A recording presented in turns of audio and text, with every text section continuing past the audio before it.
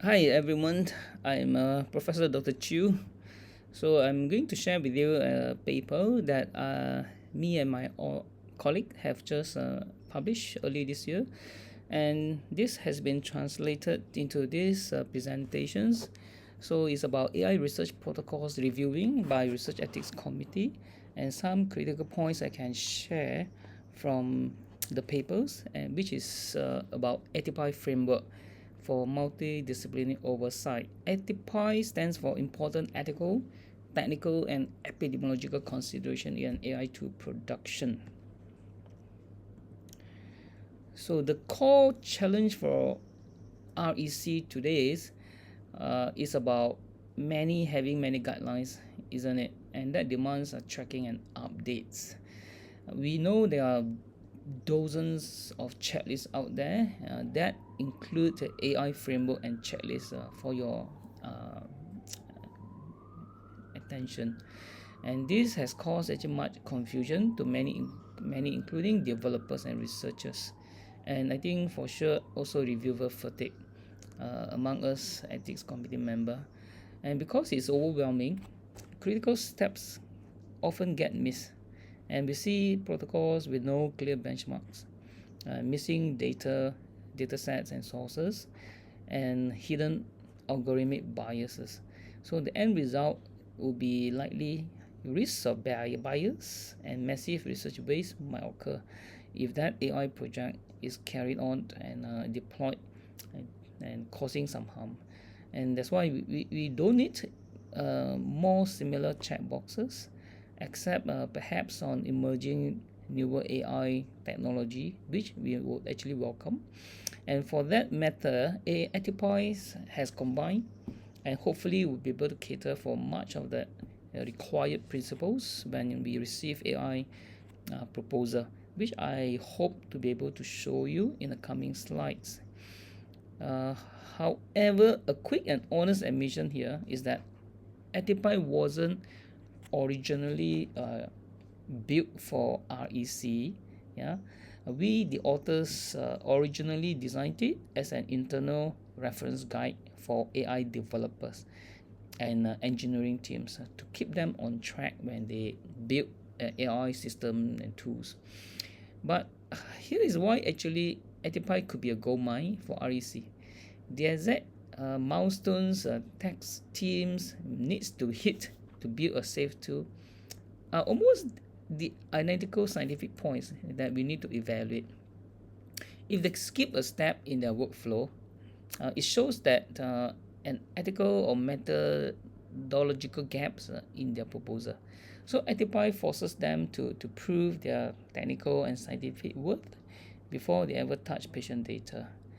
And the essential ethical principles for AI review are not actually unique. It's just that it come in a different perspective and aspect. So in terms of human autonomy, the AI tool cannot take over clinicians' responsibility. Therefore, the protocol must prove that clinicians have an absolute right to override or completely ignore the AI prompts or to avoid causing them alert fatigue, etc. With regards to data safeguards, basic anonymizations perhaps may not be enough anymore, and the protocol need to explicit retention and removal timeline, plus clear defenses against some data re-identifications.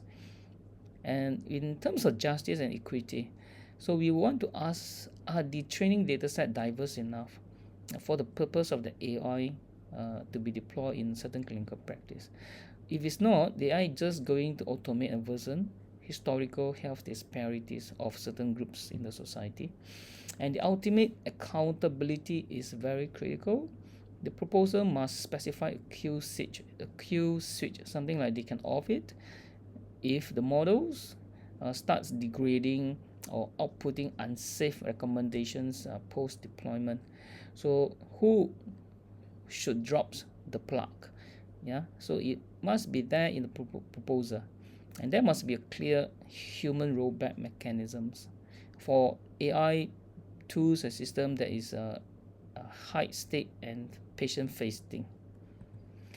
And AI isn't a static software, it's an evolving life cycle, even from the beginning of their development. And therefore, Etipai breaks it down into four continuous stages: design, development, deployment, and post deployment. If you look at the design stage itself, which I would say is the most important, and that the biggest point of leverage of Etipai for REC is that it mandates an explicit abundant pathway. And this happens if the proposal shows non-technical, non-ethical conduct or technical infeasibility or user or institution rejection of it or financial unsustainability. The projects must stop right there. So we need to ensure researchers are screening their ideas through these early filters instead of rushing straight into programming. And the probing questions are also provided in the Etipai in order to guide our thinking and assessment. And for example, here for the design stage, we would ask, is an AI tool even necessary here? Yeah, can this problem be solved more transparently with traditional standard statistic and a more straightforward computer programming? For development, we will look at their resource limits. How are they prioritizing project goals against data availability? Are they just modifying an existing model family or trying to build a completely new algorithm from scratch, which would actually more challenging in terms of resources? And continue on during the deployment. For the deployment, we would want to check how do the outputs actually get back to the doctor. If it disrupts the clinical workflow or takes too many clicks, it is almost like dead on arrival, and we want to make sure that doctor will not suffer from automation bias by blindly trusting it in order to save time. So certain mechanism of clinical integration must have been thought through or must have certain steps in the research process to look into that and to make that happen. And more importantly, it will be the on post deployment monitoring. So AI models do degrade over time. So we want to see whether the proposer uh, plans some active monitoring mechanism and who is structurally responsible for safety reporting and regular system updates. And if a protocol treats AI like a once and done paper submission, it will fail the safety test for sure. And Etipai framework analysis, we need to maximize our limited review time, right? So Etipai helps us cut out noise and focus on real gaps. It points to other technical frameworks when needed.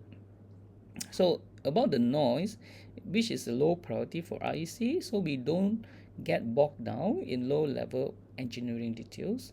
Something like hyperparameter tuning strategies, choice of specific coding libraries, etc. That's background implementation noise for an ethics board. And the gaps here would be what Etipai doesn't do and what we must manually check. It doesn't give a scoring metric or grade protocol. It won't give a step-by-step fix for class data imbalances, for example. And crucially, is traditional validation metrics don't map onto generative AI or large language models. And for these certain types of specific AI models and tools, we would need to mandate supplemental guidelines, such as, for example, tripod LM. And we could find all the compilations of all these checklists and guidelines in the appendix 1 and 2 of the paper. And there are some red flags I would like to bring to REC attentions. Though those there are more in the paper, but I think these three are very common and important, although sample size isn't very unique to AI protocols. I think as you all are aware of. The first single stage trap. So we want to watch out for protocols planning a single stage modeling attempt with no iterative refinement. For some reason, they want to save on the cost or whatever, because clinical AI is too complex. Yeah, first pass algorithm are almost never safe or optimized. The second one, data contaminations. Do check their proposed pre-processing pipelines, whether they are able to normalize data, and whether they are doing it across both the training and test data set simultaneously. If they did without being aware of it, they actually broke the testing independence. And this would actually leads to very beautiful, overly optimistic performance on paper, but the model will fail catastrophically at the bedside. And sample size illusion is the one that AI models is highly prone to if it is not properly justified and planned for. So we want to check whether there's any explicit mathematical justification for sample size according to the AI models that they want to develop, and where is the problem that they are trying to solve, and whether there's an active plan to use learning curve to prove data sufficiencies if it's not able to decide there and then by giving exact numbers. So lastly, wrapping up, I think contribution of AI, ATPI frameworks to AI projects would be very appreciative, and it actually requires a balancing kind of acts of technical safety with rigorous epidemiology and ethics principles. And we can't view this AI project and protocol just an kind of abstract math projects or simple IT installations. I hope you are agreeable with me. And by shifting our focus to early stage design questions and enforcing strict post deployment governance, we can make sure these many AI black boxes become safer and could actually be more successful, becoming highly practical clinical tools for very challenging clinical services. ATPI give us the roadmap to make that happen. I hope, and I can't wait to see it to be helpful in your endeavor, in your review projects. So thanks again for giving attention to some of these critical pointers. Actually, I would love to be engaged with you and learn about REC progressive work on this. And I apologize for not being able to be live with you and take your questions because I got some other duty on. And thank you for this invitation from Prof. Rita. And thank you, Francis, for connecting. I wish you all the best in your workshop, and hopefully would be able to achieve what you plan to achieve in the coming days. Also, all the best and thank you.